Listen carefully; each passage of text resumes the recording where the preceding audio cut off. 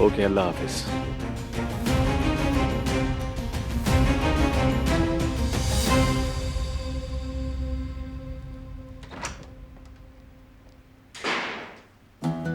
होना यही था। अच्छा हुआ। हसन काराबे को ढूंढकर पूछगछ करेंगे।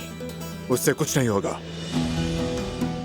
हसन ने सब कुछ कागजी तौर पर सेट कर रखा है, कोई सबूत नहीं है। उसको इंटेरोगेट करने से कुछ हासिल नहीं होगा। इसके लिए हमें ही कुछ करना पड़ेगा।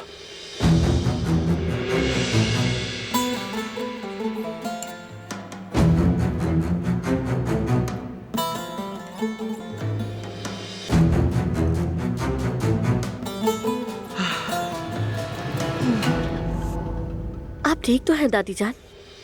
हाँ मैं ठीक हूँ बेटा, जरा ताज़ा हवा ले लो।